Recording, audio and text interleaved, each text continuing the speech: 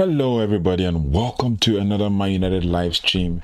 And today we have a lot of conversations to be had. There's a lot of conversations to be had with regards to Manchester United, Man United news. David Beckham has also been approached. We have a whole lot of things to talk about. David Beckham has been approached by UAE Consortium. Bruno Fernandes Speaks. He said a lot of things, and we're going to just, dissect it. We're going to talk about the pre-match build-up with regards to Manchester United versus Liverpool, or Liverpool versus Manchester United as Man United head to Anfield. We'll talk about Paul Scholes and Nicky as they talked about the standards of the club. We're also going to talk about Rúben Amorim's honest take about the gap between Man United and Liverpool. We'll also talk about Marcus Rashford and Wayne Rooney's exchange of words, with Wayne Rooney responding to Marcus Rashford's words. And then there's, St. Lamans and all the news in between. But the main one we have here is that David Beckham has been approached, and that is according to Indy Kyla. We'll dissect it. But we'll first of all, as we always do in the culture of this channel, run through the news. And so we'll first start with the gossip for today. So with regards to the gossip, Man United's captain Bruno Fernandes is of interest to Bayern Munich. Man United would want around £40 million to allow their 31-year-old captain Bruno Fernandes to leave for another European club, with Bayern Munich heavily linked with the move for the Portugal international midfielder, and that's according to Team Talk. We'll dissect it further with regards to that, and we'll also talk about his quotes and the things he said to Sky Sports recently. Apart from that, there's a whole lot of news going on right now with regards to Manchester United as of today as well, with regards to the gossip.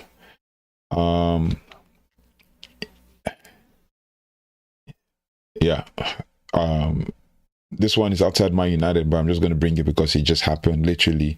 That Ange Postecoglou was sacked by Marinakis, Nottingham Forest, 19 minutes after their game against Chelsea, where they lost 3-0. That was super interesting. One who said he wins trophies in his second season and stuff. So I don't know. Nottingham Forest seems to be going down, but we never know. It is what it is. I think he played 8 games, and he lost 6 and drew 2 or something. Yeah. And they seem to have been making one mistake to another every once in a while, or every time they make one mistake to another. But it is what it is. The next one we have is Tottenham are leading Chelsea and Man United in a race to sign 25-year-old Serbia striker Dusan Vlahovic from Juventus. I don't think we will go for Dusan Vlahovic. I think that ship has sailed. And that's it about the rumors. Obviously, there's not much going on in the transfer market. Now we'll run through some of the transfer news from the last 24 hours. Basically, Bruno Fernandes, Casemiro, and Matheus Cunha were given time off, including Ahmad, given extra time off to recover from their international duty. We talked about it 2 days ago, but they were back in training yesterday and today, most likely. Also, Man United players, academy player Jacob Devaney, Tyler Fletcher, Cher Lacey, Sam Mata, and Bendito Matato, and Rhys Monroe, Chido Obi, and Jim Thwaites were involved in the first team training as of yesterday and today. As per Samuel Lacos, Ugarte is under consideration to start for Manchester United against Liverpool this weekend, with regards to the fact that Casemiro had an extra day of rest. Now, my question to you guys, just let me know your thoughts in the comment section. Who do you want to start in midfield in one of the number 6s, Casemiro or Ugarte? Let me know in the comment section. As we build towards the Liverpool game, who do you want to start in midfield, Casemiro or Ugarte? As per Nathan Salt and Mail Sport, Rúben Amorim and Cher Lacey have had plenty one-on-one conversations around the training ground, and there is a genuine internal desire to put him in the best conditions to succeed in the near future. Amorim treats him like any other first team player. I mean, we all know what Jim Thwaite has been like. I mean, this is all basically news that we've seen all over social media. I've watched Jim Thwaite for a while now, I think for about 3 years now. He's such a good player, young player, has a wand of a right foot. He bends it and whips it like Beckham and all of that. As per Ben Jacobs also, Eric Cantona held direct talks, and I talked about it 2 days ago. That one has been quashed. Ben Jacobs also delves deeper in the UAE interest, stating that the international holding company IHC has been part of talks to put together a prospective UAE-based consortium for any potential future bid, given their net worth of around £180 million, and this should spark some excitement among fans. I don't know how I feel about this anyway, but I just want the best owners to take over the club. We'll talk about that because we have some quotes from Indy Kyla. Most of you must have seen it. I thought to do a deep research and I'll tell you my thoughts on it. As per Ben Jacobs, Anderson, Carlos Baleba and Adam Wharton are not January targets for Manchester United. The likes of Joe Bellingham, Conor Gallagher are more realistic midfield targets for that particular window. What do you guys think? Joe Bellingham or Conor Gallagher of Atletico Madrid? I mean, yeah. It is what it is. We'll break it down when we get the chance to. Man United are interested in multiple players, and it happens to be that Conor Gallagher is one of them. Joe Bellingham is one of them. What does that mean when we get Conor Gallagher? What does that mean? Is it on loan? Joe Bellingham too on loan? What does that mean? Yeah, Joe Bellingham was trying to defend a goal against Bayern Munich today. And then obviously Olise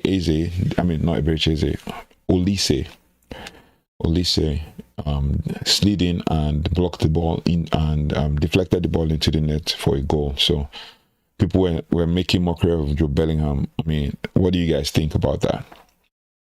Now, my question to you, put it in the chat if you can, is of these three players, Elliot Anderson, Carlos Baleba, and Adam Wharton, who would you like for Man United to sign next summer?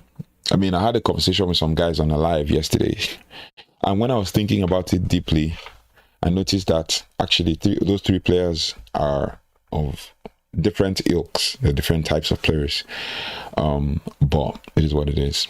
So the next news we have, as per Ben Jacobs, is that Manchester United will sign a goalkeeper in summer. Who it is depends on Senna Lammens and performance. Senna Lammens' performance for the rest of the season. The club will decide if they need an experienced keeper or someone who can shadow Lammens. What do you guys think about that? Obviously, we have the chance to replace who's our third goalkeeper. My brain's shutting down right now. Who is Man United's top goalkeeper? Put it in the chat. Put it in the chat. Who is Man United's third goalkeeper? My brain's shutting down. Anyway, let's keep going. In other news with regards to updates, in what has gone on in Premier League, Nottingham Forest lost 3-0 to Chelsea, and Chelsea got another red card again, and that should be maybe the 5th game in a row or 4th game in a row that they get a red card. Brighton 2-1, Newcastle, they beat Newcastle 2-1. We also have Burnley beating Leeds 2-0, Crystal Palace 3-3 with Bournemouth, Man City beat Everton 2-0, commanding win. I think Erling Haaland got the 2 goals. Sunderland beat Wolverhampton Wanderers 2-0. I mean, they go up in the top, they go above Man United, higher up the table. And Arsenal squeezed through a 1-0 win against Fulham. It is crazy. It is crazy to see what's going on, especially in the Premier League with Arsenal. In other news, we have Sevilla losing 1-3 to Mallorca, Barcelona losing and winning 2-1 to Girona, who just got back to winning ways, and Villarreal 2-2. Anthony scored 2 goals for Real Betis at Villarreal's home, and then Atletico Madrid just finished beating 1-0 to Osasuna. Apart from that, we have other news and other quotes. I think today's live is just going to be all about quotes and dissecting quotes and all of that. But before we get to those quotes and things, we will talk about the consortium based in the UAE. Basically, according to Indikaila always keeps dropping some weird bombs left, right, and center. It says a consortium based in the UAE. Initial talks have been rejected by Man United, according to sources. So this is how his tweet came out. He says, according to sources, a consortium based in the UAE initial talks has been rejected by Man United. Okay. Formal approach made in the last 24 hours. They believe talks can be restarted. David Beckham could be very key to get the talk started. UAE are serious. Now, like I said, obviously, the dailies, the newspapers, and all of that, they will take a cue from this and make their own assertions and make their own, what would I call this? Make their own comments about it. So, according to reports, UAE Consortium had held formal takeover approach rejected by Manchester United in the last 24 hours. This was as of yesterday. And that is 8 p.m. my time, and it says there has been significant upheaval at Man United over the past couple of years as Ineos chief Sir Jim Ratcliffe has taken over control of footballing operations at Old Trafford. At the start of 2024, Ratcliffe fended off competition from Qatari businessman Sheikh Jassim to purchase 27.7% minority stake at the Premier League giants for around 1.25 billion. Ratcliffe also sanctioned a deal with a view to full takeover in the future and has since invested more cash to raise the share to around 29%. The Glazer family still owns most of Man United. So it's like they're still kind of going around and around and around and around and around the news. Now, he says this week, it has been claimed by this group. It has been claimed, so it's because the Glazer family hold the option to sell at a higher bidder, to a higher bidder, and there has been interest from UAE Consortium. This week, it has been claimed that this group have approached Man United legends over joining their attempts to buy the club, with terms of a potential deal have also, while terms of a potential deal have also been set. And it says now, a respected X account with a team of 5 just so you know, this is Football 365. It says didn't want to mention the name. A respected X account with a team of 5 elite reporters have provided a new update, and they tweeted, this is what he said, they tweeted, according to our sources, a consortium based in the UAE, internal talks has been rejected by Man United. Okay. Formal approach made in last 24 hours. They believe that talks can be restarted. David Beckham could be very key to the talks. Now, the truth is, a whole lot of things have been, said in the last couple of days, in the last couple of weeks, but nothing very concrete. And these kinds of things are not easy deals that you can actually just do off the whim, right? So Indikaila just drops bombs and gets people hooked, and he gets now he's getting 3.2k, 509,000 views on a tweet or a post about all these things. There's nothing really nothing really big with regards to what he said. There's nothing there's nothing deep. That's why I just had to run through it, because it doesn't make sense. And everything's all from this Indikaila post and stuff. So let me know your thoughts and feelings in the comment section. Before we get to the other news, let's talk about quotes. Like I said, today is a day of quotes and reacting to quotes and responding to quotes. Big quotes from Bruno Fernandes is that if Sir Jim Ratcliffe shares the player's opinion, namely that the manager is the right person for this role, then it is a good thing to have two groups of people who share the same view. That is according to Bruno Fernandes talking about. I think the question around that was with regards to him being what his thoughts were about Sir Jim Ratcliffe coming out to back Rúben Amorim and all of that. And then furthermore, Bruno Fernandes says, when I was doing so well as a number 10 in the past, I had Matic and Pogba who were great at playing the ball through the lines. Now Casemiro is very good at doing that with one touch, and that is what I noticed about Casemiro's game. He has evolved his game, and he does this one touch to try to keep the game moving pretty fast without actually having to dilly-dally or spend time on the ball and everything. So Casemiro is very good at doing that with one touch. Ugarte is more of a player who is going to hunt the ball and recover. Mainoo is a player who we know can break the lines by driving with the ball, with the power he has and the ability in tight spaces to get away from players. So that's pretty much what Bruno had to say about the players. And the truth is, this is one player I know that has shown us what it means to be a Man United player. Like, he has dealt with the pressures and everything. He's dealt with, the insults, the ex-players and everything. And he has come out strong and is still doing well as a Man United player. Even when he talked Bruno Fernandes on being played out of position, according to the question that was asked, he says, I love to play football and I will always give my heart.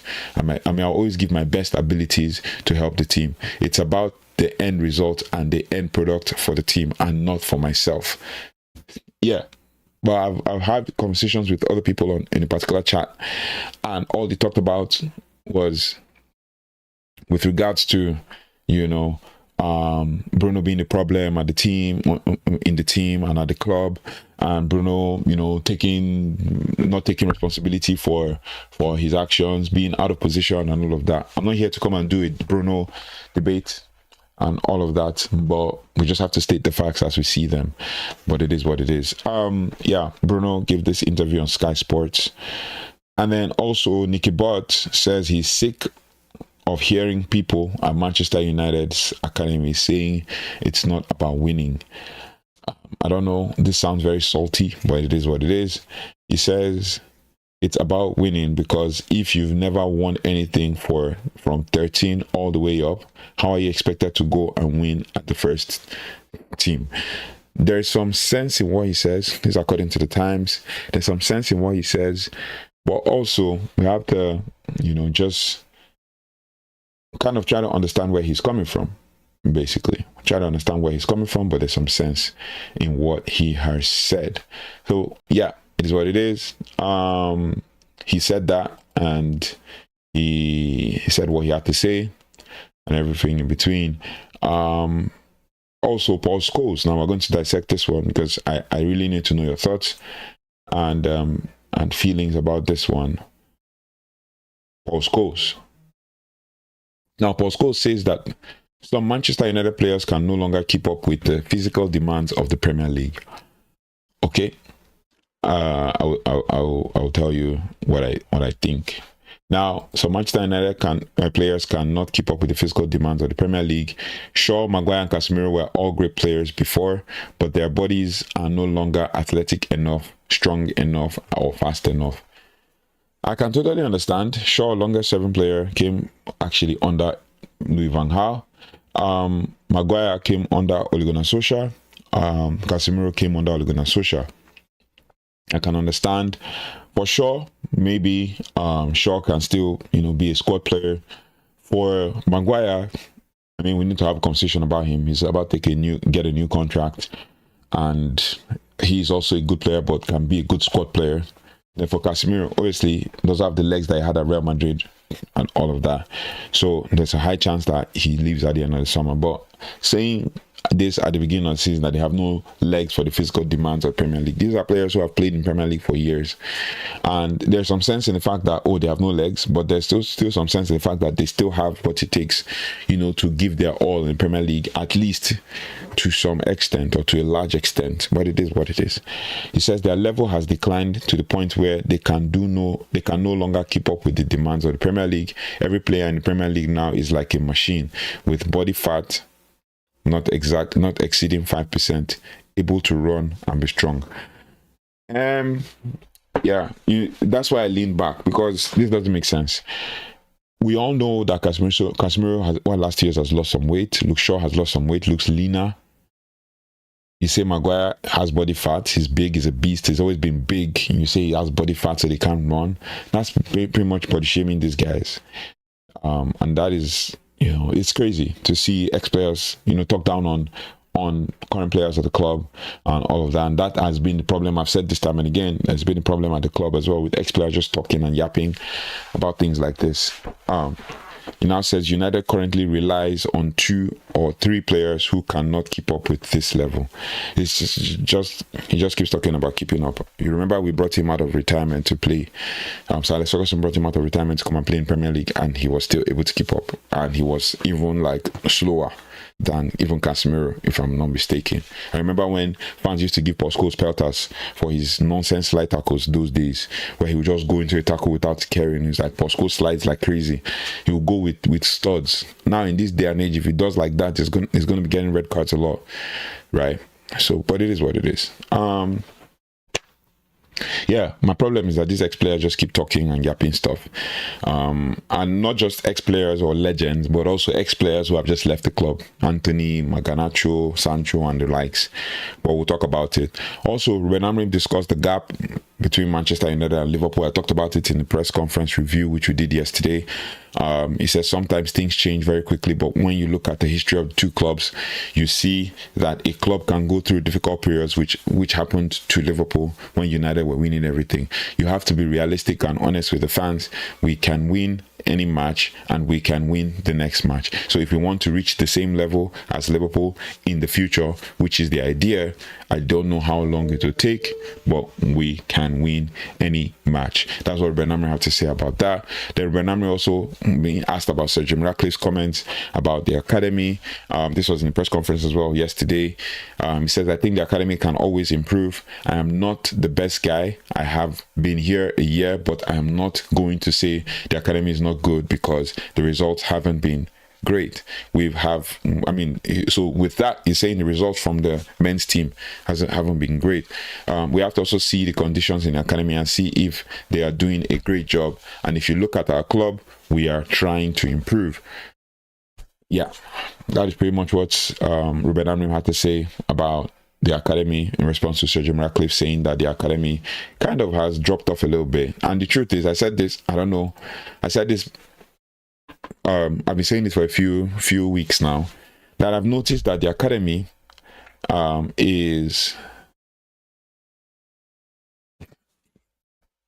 noticed that the academy there's a gap. So you can't bring in a player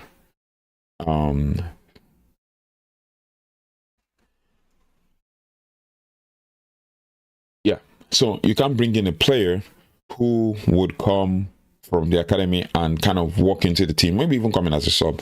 At some point, we thought that could be except for maybe, I think last person that ever did that could be Mainoo and maybe Garnacho at some point. But Garnacho is now a meme, which we'll get to eventually. We'll eventually get to that conversation about Alejandro Garnacho. Now with the academy, like I was saying, I said the academy has gotten to the point where there's a very huge gap between first team and the academy, and that's not supposed to be. I mean, you're supposed to have some almost ready-made players who, if they are not ready to play in the first team now, they're ready to go on loan. The ones that are ready to go on loan have gone on loan, but we don't have players that, okay, should we have, God forbid, should we have an injury-ravaged season, no player will come in and fit into, or that is ready to come and fit into this first team. So I don't know. we had Marcus Rashford coming in for Martial, who was injured at some point and stuff under Van Gaal and all things and all of that. So, I mean, it is what it is. So there's a gap, and that gap needs to be closed, pretty quickly. Now, Marcus Rashford also talked about his influence, the influence of Cristiano Ronaldo. He said Cristiano Ronaldo is a player who represented his country the most in the best way possible. I was lucky to play with him. Watching him up close taught me what it means to stay at the top for so many years. I wish he emulated Ronaldo while he was at the club. He would probably still have been playing for Manchester United and also be one of the leading players, even leading from the front as the captain or the assistant captain or vice captain or whatever you want to call it. But it's what it is. This is one of the he's not really an ex-player, he's on loan at Barcelona, but this is one player that still keeps talking about Man United, and I think it's because they keep asking him questions. But it is what it is. The next one is with regards to Wayne Rooney on Marcus Rashford's latest comments, and this is in response to Marcus Rashford's comment. Just to give you a bit of context, Marcus Rashford came out to say that he is still yet to get to his absolute best or the tip-top form, and that he loves playing at Barcelona, and that he's waiting to get to a certain point in his life when he would achieve greatness when it comes to playing at Barca. And then he also talked about the environment not being stable or conducive enough for him to thrive, and that was an issue, and that sparked outrage on social media. But then when Rooney has clapped back, when Rooney might have a point, I've not read the comments, but I'm reading it live with you guys. When Rooney has clapped back, but also Rooney has given us some wild takes which most of us don't really agree with. I saw a very interesting video that creates a very interesting narrative about the whole Rúben Amorim situation and all of that, and I was shocked at the way the media drops stuff. The media drops stuff online, and then if you watch that video, you tend to see what is going on at Man United. And Rúben Amorim has said it time and again that you might not know what's going on in the back end. So when I watched that video, it kind of revealed some things to me. This is the second video I'm watching about Manchester United that somebody, it must not be a documentary and stuff, but somebody has put together to kind of create and kind of join the broken lines together, and all of that. And when I watched it, like the first one I watched, it was more of the games that we've won and how we won those games. And watching those videos, it made me understand how bad, this is me for the first time going to say this, how horrible it was with our goalkeeping situation from De Gea to Onana, more focused on Onana than even De Gea. They had some clangers. I mean, the one that really hurts my heart is under Ole Gunnar Solskjaer, UEFA Europa League final. UEFA Europa League final. De Gea had a clanger, and then even in the semi-final, he also had one wicked clanger. Sevilla, El Nesri or something. That's the name of the striker that scored that goal. De Gea came out to clear the ball and just rolled over the ball. My God, I was pissed. But it is what it is. So when I watched that video, I saw, thank you very much ITM for coming on, really appreciate. I saw some things that I understood that were going on at Man United that was not just all about what the media is telling us. It was ingrained like deep within. But on the other hand, when I saw this other one, it kind of made me understand what Rúben Amorim really meant when he talked about rebuilding and stuff. So yeah, so when we come and now tie this down to Marcus Rashford's comments about stable environments and conducive environment, consistent environment, whatever the case may be, you now see the sense, and in what I've said several times, that it's not just about the environment, it's not about Bruno, it's not about the manager, it's not about the owners alone. It's a Manchester United thing, including the media. They have their role to play. It's a Manchester United thing. It's everybody involved in the club, but it is what it is. So when Rooney clapped back at Marcus Rashford's latest comment, he says, I think the environment hasn't been ideal, but that's also your responsibility. If you don't play well, or you are put on the bench, it's easier to blame the environment. Whether justified or not, it all depends on how you get involved. So it all depends on everything that most Man United fans are saying, are crying for. Marcus Rashford didn't have the hunger. He didn't have the desire. He lost faith. He lost every ounce of energy and desire to play for this club. He says we know he can do more, but we know he can do more, that he can run, and that and that has nothing to do with the environment. Yeah, it only has more to do with your skill and talent than the environment. He says, I might be wrong. I like Marcus a lot as a person, but I think it's too easy to hide behind that argument. Pretty much, looking for all to blame, not taking responsibility. And I said this in one short video I made. The earlier he takes responsibility of the fact that, you know, he's part of the same environment that he's talking about, the better. Roy Keane has come out also to say something about that same environment quote and stuff. So we can all make of it what we will, because he's like, okay, you were part of that environment. And to think about it, that's actual facts. Van Gaal came to Man United, I think 2015. Yeah, when did Van Gaal come to Man United? Put in the chat. Van Gaal came to Man United 2014, 2015, I think. Okay, let's do it this way. Sir Alex Ferguson left 12-13. Then Moyes came 13-14, stayed 7 months. Then we had Ryan Giggs and co. finish out the season with the team. And then 14-15, 15-16, Van Gaal. Yeah, Van Gaal, because I think Juan Mata signed under the January window of that year under David Moyes. Yeah. So, yeah, when you look at it, he came in second season of Van Gaal. I think Luke Shaw had broken his leg then. You had Anthony Martial as striker, and then Martial got injured in one Champions League game, and I think it's against Midtjylland. Oh God, I remember these things. Against Midtjylland, and then Rashford came on from the academy, 17-year-old at the time, or 18 or 19, and then scored Midtjylland, scored Arsenal, and then his scoring just continued from there on out. And in that season too, he also scored Man City. So you look at it from there, 14-15 or 15-16, let's say 15 came in. Yeah, like I said, yeah, Van Gaal 2014. So you look at it, 14-15, thank you very much, ITN. And then 10 years down the line, 2025, we're still talking about Marcus Rashford.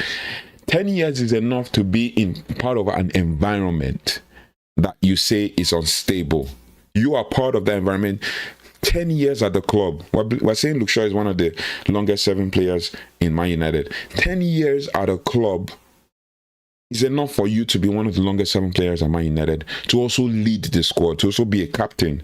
But every year, we as Man United fans say, Marcus is going to come good. Marcus Rashford is going to come good. He's going to come good. He's a young player. He's an academy graduate. This and that. He's only 22. He's only 23. He's only 24. And now he's 27. He's still going to come good. He's part of the environment. Roy Keane was right there, was spot on. And this for the first time I back what Roy Keane has said. He's part of the environment that has been unstable. That's facts. But it is what it is. So, we're speaking ahead, I'll still go back to for other news with regards to injuries and pre-match build-up and stuff. But let's start the pre-match build-up from this side of things. With everyone at Man United has been impressed by Son Lamence's calmness and maturity. That one everybody knew. There's nothing new about that one. We all knew, even saw it in the game against Sunderland and stuff. He adjusted quickly to his new surroundings and even chooses to visit Carrington on his days off for extra training. I mean, he's pretty young. He needs to embed himself in the culture, in the culture and the new culture we're trying to build. He's also known for writing down notes after every match and training session. I mean, it is expected that he should do that. Every player should do that. Anybody who wants to learn should do that. And Amorim is impressed by him because he says he's always willing to learn. So, Yeah, it is what it is. So in other news, maybe news from like the last 24 hours, as we head towards the Liverpool game, my question to you guys in the chat, especially to ITN, what's your prediction? Or, I mean, what are your thoughts about the game? What are your thoughts? Put in the chat. Let's have conversation. For injury updates, while I wait for your comments, for injury updates, Lisandro Martinez is nearing a return from a knee injury suffered in February. He's been training, though he will not be available for the upcoming Liverpool match, but news of Mazraoui's availability for the match remains uncertain due to injury.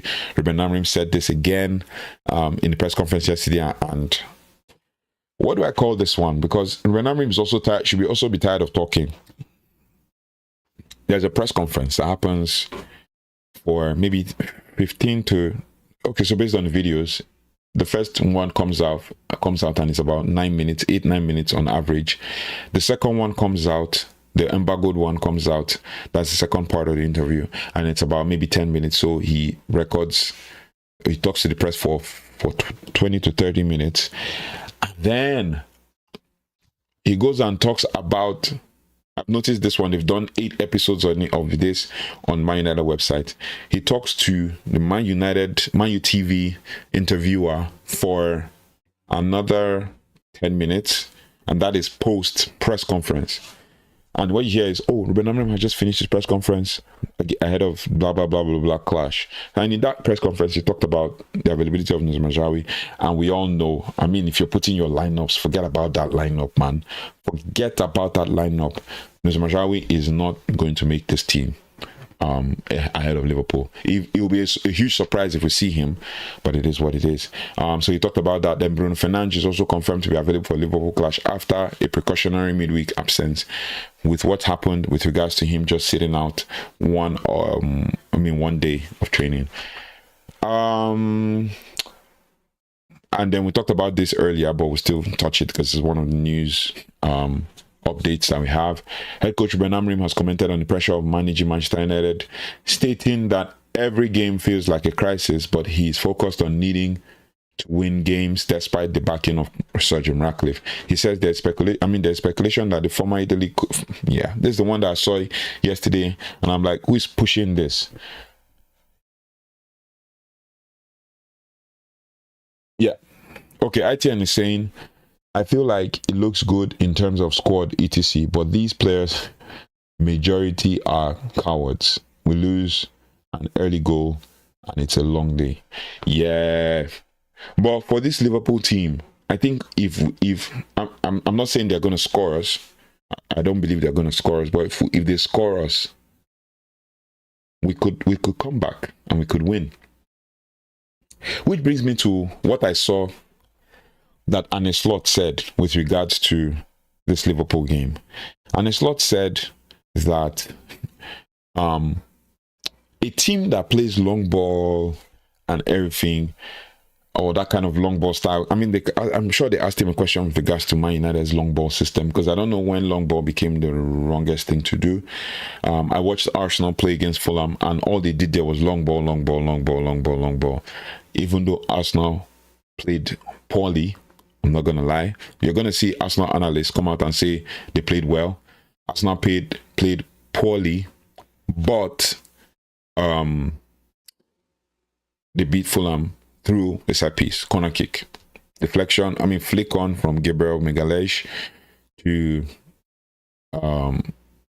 was it Trossard, who tapped it in with his thighs.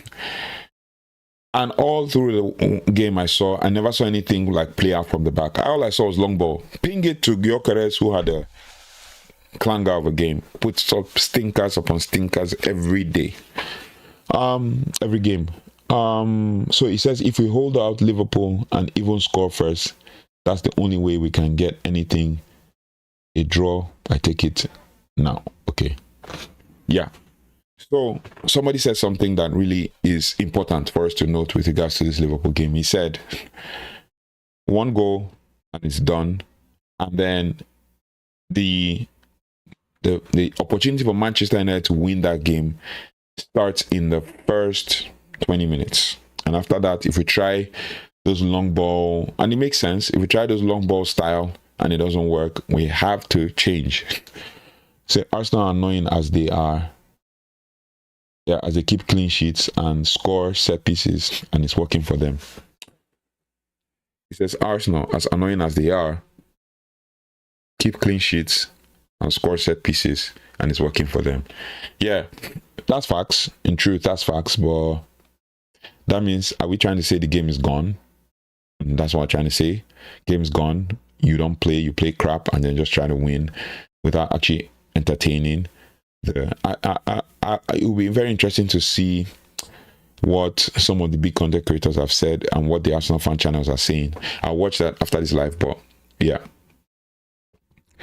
They keep clean sheets. They're the best defensive team. You see the kind of clean sheets they keep. And it's safe to say they play negative football. If this was Man United, I think we'll be getting pelters. I'm not going to lie, but it is what it is. So, yeah, we need to take advantage when we get the opportunity and finish our chances. Maguire had one clear-cut chance at Anfield last season and didn't finish it. And Amorim said he was really annoyed. Yeah, this is the modern day style. There, then football's gone. I had a nostalgic moment, just to give you this a bit of a chat I had on a live stream on TikTok with some guys. I had a very nostalgic 1 hour. And guess what happened? I probably would do a live about this. Maybe a live with someone. Or maybe even have a conversation with you, ITN, when we go live one of these days. Maybe during the next international break, we're going to have that kind of conversation. I had a nostalgic moment when I started thinking back with regards to like old players. We're talking from like 98 to like 2005, 2006. I was talking about Alessandro Del Piero, talking about Nesta, Walter Samuel, Maicon, Gabriel Milito, Diego Milito, Ronaldinho, Materazzi, that's Marco Materazzi, Hernan Crespo. Like, I had a nostalgic moment remembering those kind of players. Rio Ferdinand at the time when he was playing. And you know the difference between that time and now. Even I keep remembering them. Genaro Gattuso. Yeah, as bad as Liverpool are in terms of form, etc., I just see us being the perfect rival for them to get a laugh out of us. I'm not confident at all. Okay, I totally understand, and I hope we come back to this live talking about how we beat Liverpool.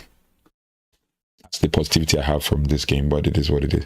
So like I said, I started having this moment where I was thinking about like old players. I'm thinking about that, speaking of modern day football, thinking about like the kind of game we watched, Dida, Toldo. I mean, when I thought about these players, Hernan Crespo,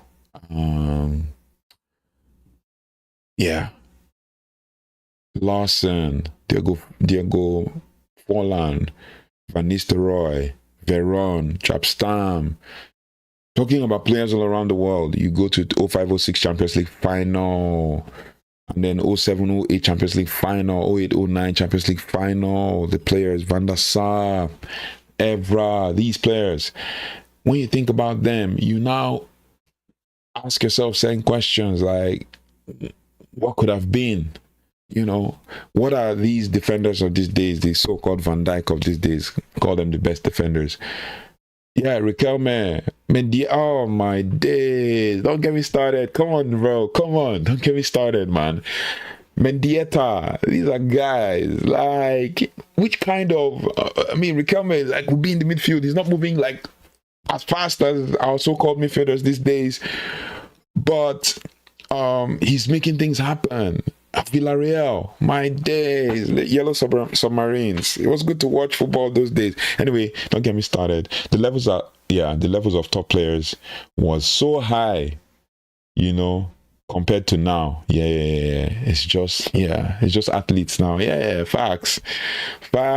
So when I think about those kind of players, and then we think about what we have right now, you tend to think, yeah, was Van Dijk really, or is Van Dijk really the best defender? I mean, no, you guys don't forget, Van Dijk was at Celtic, Van Dijk was at Southampton. I just had to bring Van Dijk now because I'm asking myself, who is the top striker that these players faced?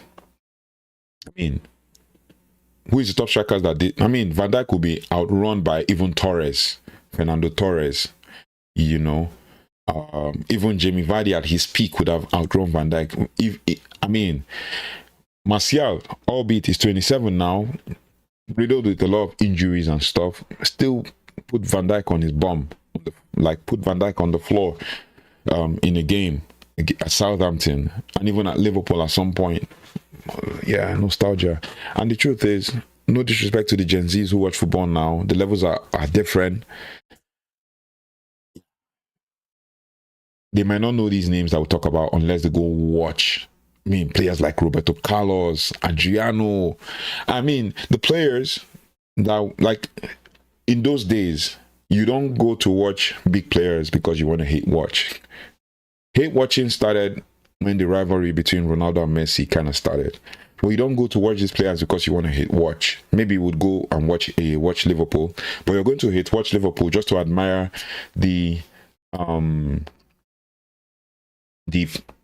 admire players in AC Milan, admire Samuel Eto'o in Inter Milan. Yeah. There's Pronseki. I mean, if you know, you know. Hagi. Oh God, Pablo Aimar, Ortega. My days, bro. Don't get me started. Come on, Fernando Ortega. Okay, I'm losing my mind now. It's crazy. It's crazy. All in the same era. Pablo Aimar. Oh man. Gabriel Batistuta. Anyway, let's not get started. So like I said, it now brings the question, what kind of players? And then Guti. Players. Guti looked like an average player at Real Madrid, but he was balling out. Anyway, let's not. There's Batista as well. Brazilian Batista at Real Madrid. Okay, so as I was saying, it now brings the question, what kind of players are these defenders of these days facing? There are no strikers anymore. The era of the likes of them Lewandowski is passing by. I mean, Lewandowski was nothing. He couldn't lace the boots of the strikers in his day when he was 17. I mean, I just even realized that Benjamin Šeško played at a World Cup as a 19 or 18-year-old. Yeah. So when you look at these players, Figo, Ronaldo could not lace Figo's boots at the time, but he was like Quaresma at some point too, right? So when you look at players, you know, that were younger, that were young in the teams that had Figo and some of the mad players that had in Portugal then, and you compare to now, I'm like, who is the freak? Who is the player, the strikers that these guys are facing? I mean, every team had its own striker. There's the Cruz, there is Miroslav Klose, there is, you know, strikers. Even Zlatan Ibrahimovic at some point, England hated him, you know, because he always find a way to score against England. So the question now boils down to, who are the kind of strikers that these defenders are facing, or these midfielders are facing in this day and age? The only freak that you have that is a striker that every other club wants to covet is Erling Haaland. And Erling Haaland in their day, in the days of them Ferdinand, them Gattuso, them Hagi, them even El Hadji Diouf at one point was a good player, right? Them, you know, Erling Haaland in that era could thrive, but one thing you have to think about is the fact that they will probably break his knee. I'm not gonna lie, because the kind of fouls that they gave Ronaldo in those days, even if a player in this day is trying to go through those fouls, yeah, Channel 4 Saturday morning Serie A, just a joy. Yeah. Signori, Totti, Del Piero, Vieri, Batistuta. These were epic times. Yeah, facts. Thank you very much for that. Now, if Erling Haaland was in that era, I think Materazzi would have probably broken his legs. Even Bonucci now, if Bonucci when he was young, probably broken his legs. We have mad defenders those days. Thank you so much for those moments. We're going to have another conversation about this, another live talking about like old players and stuff, like eras. And we'll kind of review some games that happened at those times and why we love to watch those players. Not because we wanted to hit watch like it's prevalent now. We went there to enjoy, watching ball as ball. They had the toughest defenders, but now Serie A is not. I mean, back then, if you scored 20 goals, you were seen as the best striker in the world. Now, 20 doesn't get you the best striker in the world. That's the thing. And even the best strikers, you have in Haaland, the only best striker, and then the next person, Kylian Mbappe, who is matching him for goals, is not even a striker. He's actually a repurposed striker. He's a winger or left wing forward that plays as a striker, but PSG, that's a good team. They almost lost in the weekend. Doesn't have a striker.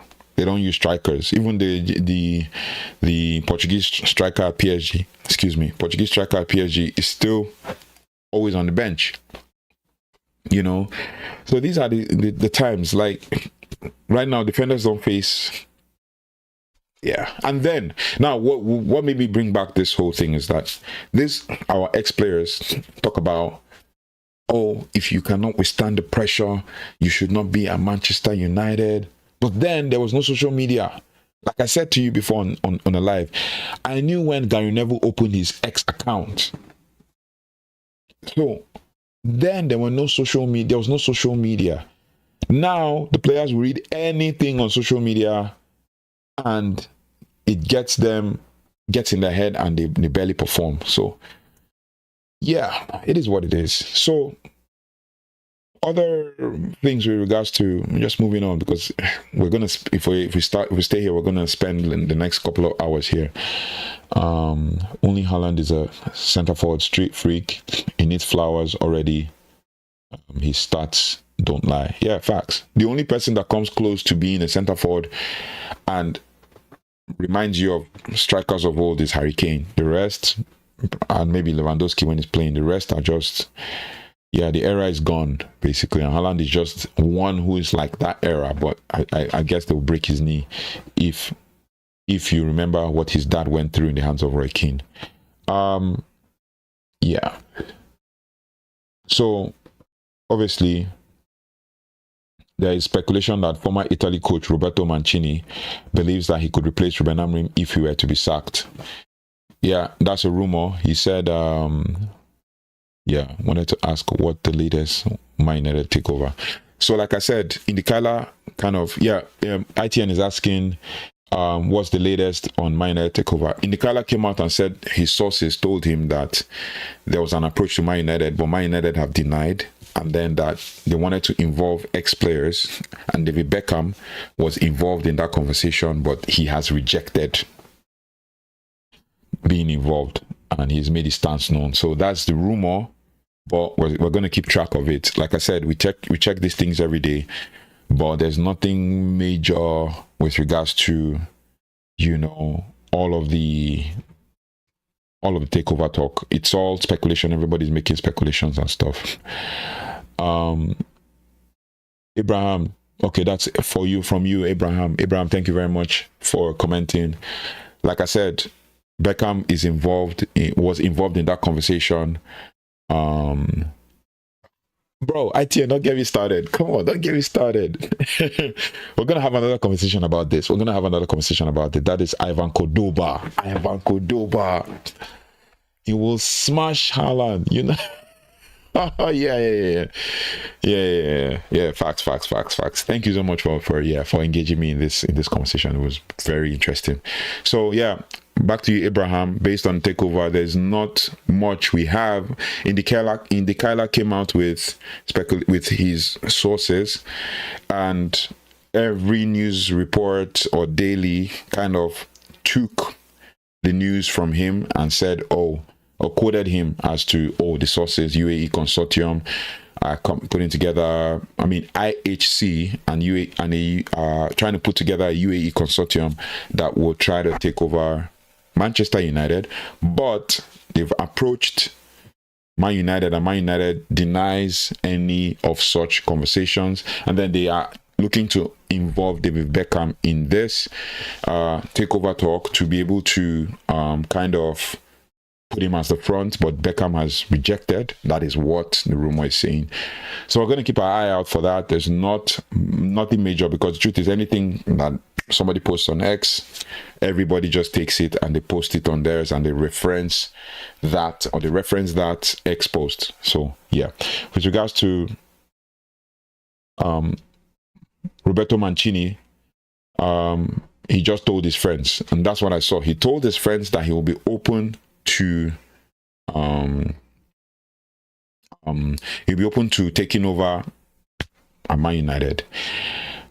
Yeah, Mancini is in the old era, man. They're gonna school him when he comes in this new style of new age of football, man. He's gonna be schooled when it comes to Man United, and the pressure is not here. The pressure is not the same as Man City. We should just rethink his decision anyway. Yeah. ITN is saying, I'm experienced in football. My brother, I'm not a young one. We're lucky to have seen those times. Yes, man. Yes, I agree with you. I'm with you on that one. We're lucky to have seen those times. We watched those times and we were like, my God. Anyway, with regards to pre-match build-up, Manchester United's upcoming match against Liverpool at Anfield is a highly anticipated one, with discussions around Liverpool's current form and United's goal of improving their performance in big games, according to the BBC and Al Jazeera. We will review the match after the game, but what are your thoughts? I mean, I put my rated lineup and I've done a tactical analysis on the game and everything. Yeah. Abraham is saying his favorite is Eric Cantona. Yep. And Eric Cantona was also involved in that conversation for a takeover in an ambassadorial capacity, but obviously that's all rumors. Transfer rumors. I think that will be the last. Okay, we'll do transfer rumors. We'll do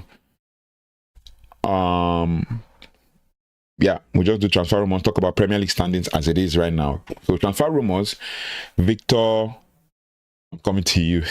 Victor Frodolt of FC Porto has been linked to Man United's midfield. Real Betis are reportedly interested in signing Man United striker Joshua Zirkzee, who has seen limited playing time, and Transfer Market notes that Amorim is interested in Inter Milan wing-back Federico Di Marco, but the player is not currently looking to leave. I don't know. I don't rate Di Marco. Di Marco is not my. I like him. He's very aggressive. I think he's 27 or 28. Why are we going for that kind of player when we should be going for 22, 23? You know, to kind of rival Patrick Dogu in that left wing back position. But so it's looking like this is what Rúben Amorim is thinking about. If I don't know what you guys think, but if Patrick Dogu is on the bench and Lisandro Martinez is back from injury, does that mean Luke Shaw plays as wing back or rivals Patrick Dogu? I mean, now I think, why did we even let Harry Amas go? But it is what it is. Yeah. So yeah, club initiatives. With Premier League standings, Man United is, let's go and look at the standings again. And then I saw another news. I'll come to that just quickly. Let's go and look at the standings again. Man United are 11th with 10 points. Yeah, we dropped to 11th. Newcastle's lost today, put them back at 12th.